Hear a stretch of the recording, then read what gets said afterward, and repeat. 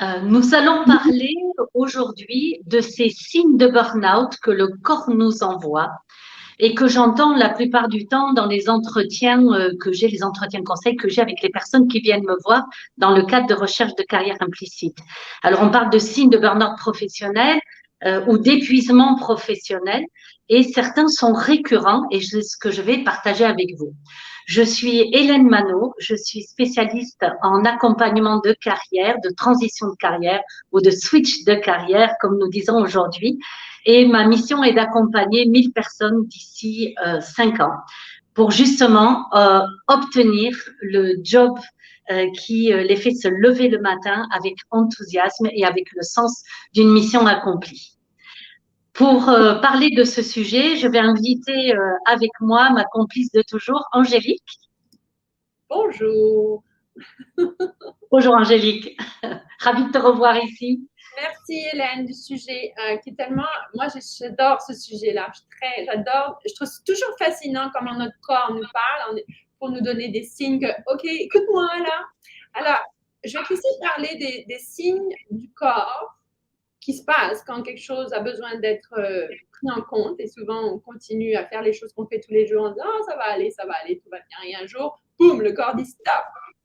Je vais te laisser parler de ça. Puis après, on passera à la deuxième question, qui est comment on peut utiliser en fait les signes du corps pour aussi bâtir la suite d'une vie plus calme et d'une carrière qu'on adore. Alors, je te laisse le micro. Les premiers signes. Alors, le tout premier signe, le plus récurrent que j'entends, c'est celui d'une très, très grande fatigue. Une espèce de lassitude qui siphonne l'énergie vers le bas, comme si chaque chose qu'il y avait à faire devienne une montagne, alors que jusqu'à présent, c'est des choses sur lesquelles je suis compétent ou compétente, sur lesquelles j'ai jamais de problème pour le faire, même qui m'ont fait lever le matin en d'autres temps. Et ça semble insurmontable. Ça, c'est vraiment un des premiers signes que j'entends. Alors, les personnes me disent, ça se sent que ils ont les pieds qui traînent en allant au travail, ils ont du mal à se lever le matin, ils arrivent du coup même un peu en retard, ils se blâment de ça. D'ailleurs, c'est souvent quelque chose qui n'arrange rien. Ils se jugent pour ça. Ils font ce qu'ils peuvent pour essayer de mieux dormir, se lever, se coucher plus tôt, se lever un peu plus tôt pour essayer d'être en forme.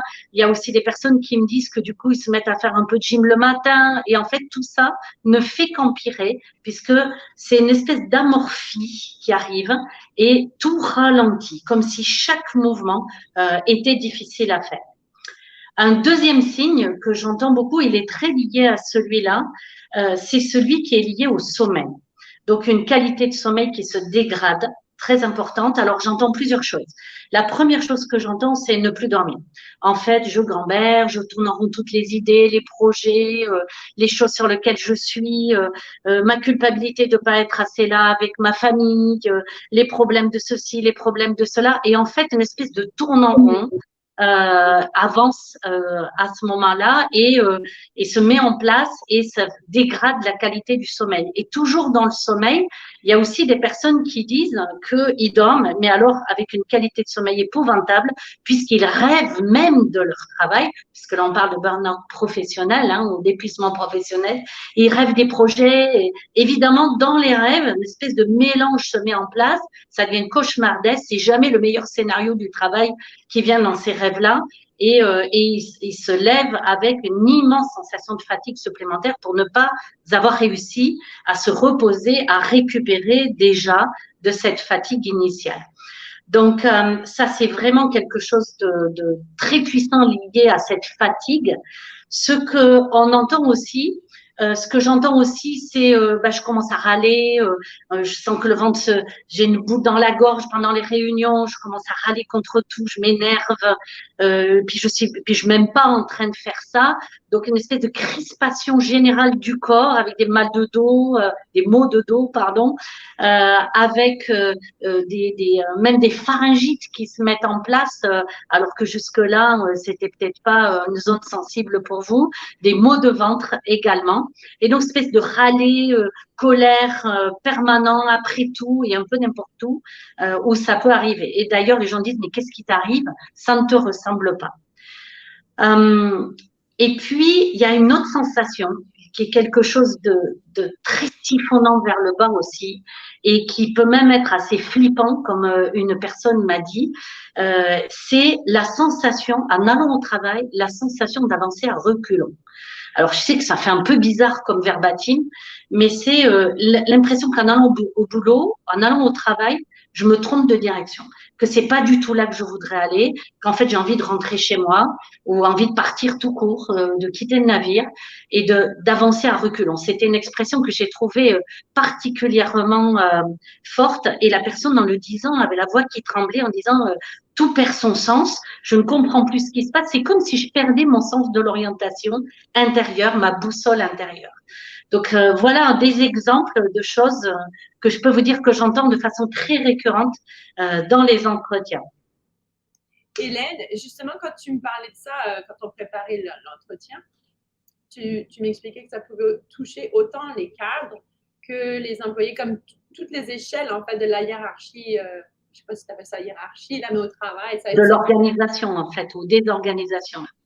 Oui, en fait, ça, c'est une chose purement humaine. Donc, peu importe le niveau d'éducation que nous avons, là, j'ai des personnes qui sont très diplômées, qui ont fait des masters, des doctorats, des diplômes d'ingénieurs. Donc, peu importe le niveau d'éducation que l'on peut avoir, ou bien des personnes qui ont un CAP, qui ont un bac professionnel ou un BTS, ça n'a rien à voir avec notre niveau d'éducation, ça n'a rien à voir avec notre âge non plus. Ça a à voir simplement avec l'intensité de ce que nous vivons. La seule chose que je trouverais qui est une caractéristique, c'est une caractéristique commune, en fait, ce sont toutes des personnes qui ont un grand sens de l'engagement. Et c'est cette motivation très, très puissante à faire du sens, à aller produire, à faire de bonnes choses, de belles choses dont leur organisation peut être fière, leurs clients peut être fiers. Et ça, c'est le point commun. Qu'on soit un artisan, qu'on soit un cadre manager, qu'on soit un ouvrier, un chef d'équipe ou un patron d'entreprise, en fait, c'est ce sens de l'engagement qui met une tension très importante dans ce qu'ils font. Alors, quand cette tension est source de plaisir, d'énergie, eh ben, très bien. Quand elle devient une source d'épuisement, c'est là que ça devient un vrai problème. Oui. Et la beauté de la chose, c'est qu'on peut aussi utiliser notre corps pour jauger ou diriger, guider les prochaines étapes. Voilà. Et c'est ça que tu vas nous expliquer, comment tu utilises aussi le corps dans les formations que tu donnes pour des signes de « OK, c'est vraiment ça. Oui, ça résonne. » Et d'ailleurs, on a tous les moments où tu te sens super joyeux. Quoi, qu'est-ce qui se passe? C'est quoi qui t'allume? Donc, raconte-nous comment toi, tu utilises le corps pour les signes du corps pour aussi aider tes stagiaires à avancer et à identifier, clarifier leur prochaine étape. Alors en fait, tout démarre. Pourquoi est-ce que le corps est aussi bien, est notre vrai allié en fait, dans tous les cas? C'est un incroyable allié pour sentir qu'on ne va pas bien et en même temps, il nous impacte dur. Alors on va dire, ouais, mais là, il ne me rend pas service, mais si. Parce qu'en fait, ce sont de véritables signaux d'alerte. C'est ça que j'aurais pu dire au démarrage de cette présentation. Le corps envoie des signaux d'alerte, mais le corps envoie aussi des signaux que ça va bien. Ce sont plutôt des sensations, de l'énergie que l'on va sentir. Et en fait, c'est le même processus qui me dit, ben ouais, là, tu es aligné avec toi, c'est la juste dose de ce que tu fais, c'est juste avec un grand J, en fait.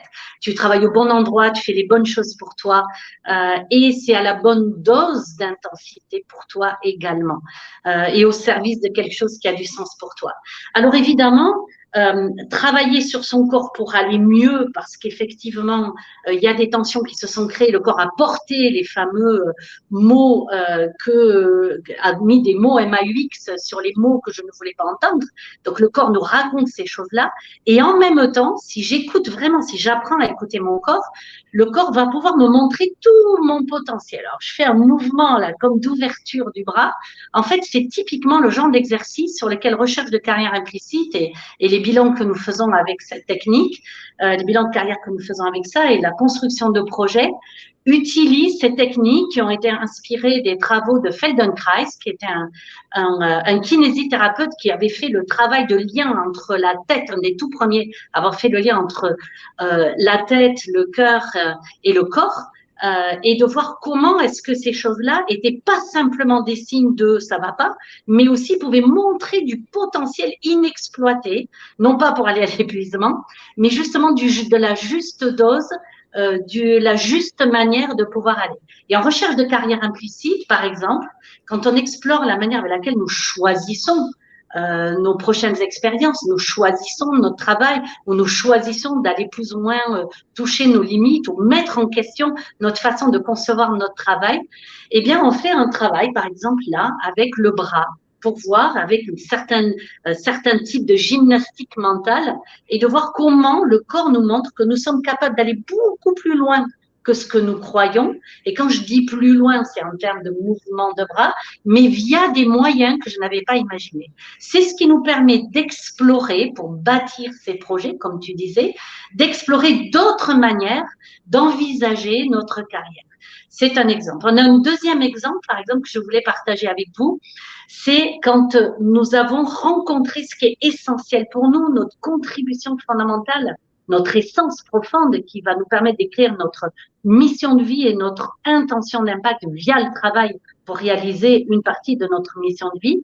Eh bien, ce qu'on va mettre, cette énergie vitale que nous avons découvert au centre de notre corps, on va le poser avec notre corps et on va déplacer notre corps en envisageant depuis notre essence, un pied sur notre essence, un pied dans le mouvement vers les différents rôles de notre vie. Et c'est un déplacement qui nous permet de sentir justement ce que nous disions tout à l'heure, le juste alignement, la juste dose de ce que nous pouvons déployer dans les rôles de notre vie et notamment dans notre rôle professionnel.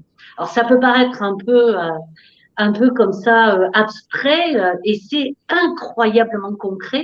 De nombreux témoignages d'ailleurs de personnes qui font recherche de carrière implicite disent que c'est des moments clés dans la prise de décision qu'ils font d'aller explorer autrement leur carrière ou leur projet professionnel, sortir des schémas habituels pour se réinventer. Puisque c'est avec les schémas habituels qu'ils se sont enfermés, certains disent d'ailleurs me sentir enfermés dans quelque chose que je ne suis plus. Il y en a même une personne m'a dit me sentir enfermée, obligée, comme presque obligée d'aller me marier alors que je ne le souhaite pas, avec un job, avec une organisation, etc. Donc voilà, en fait, c'est véritablement un travail de cohérence avec le corps qui devient notre allié, pour le coup, de bâtisseur et pas simplement un allié d'alerte. Les choses vont pas bien, mais un véritable allié bâtisseur pour construire les projets. Et si vous voulez en savoir plus sur ces sujets-là, eh bien, je vous invite à regarder autour de cette vidéo, qu'Angélique va bien bâtir autour, avec les différents liens qui vous permettent de prendre contact avec moi pour un entretien de conseil. Voilà. Prendre rendez-vous avec Hélène.com. J'ai toutes les semaines des créneaux à vous accorder. C'est des entretiens gratuits qui permettent de faire un point et de voir si la démarche que je propose pourrait vous aider, serait appropriée pour vous, pour pouvoir construire et bâtir un beau projet professionnel ou d'activité ou de fin de carrière qui vous convient. Merci Hélène. Et où es-tu? Je t'ai perdue. Ah, oui. Voilà. Merci Hélène et merci pour les explications. Et ça me fait aussi penser à, tu sais, quand tu t'intéresses aussi aux Olympiques et comment les athlètes se forment, il y a beaucoup de choses qui sont au niveau de la visualisation, de sentir dans son corps déjà la victoire. Ça m'a fait penser, je voulais partager avec toi, ça me fait penser à tout ça. Merci beaucoup. C'est complètement lié, effectivement. Voilà. On est des athlètes de notre vie et de notre carrière. Et des sportifs de haut niveau de notre vie. Merci beaucoup. Et si vous avez des questions, il y a les commentaires et le lien, évidemment, pour prendre rendez-vous avec Hélène. À bientôt. Merci. Salut.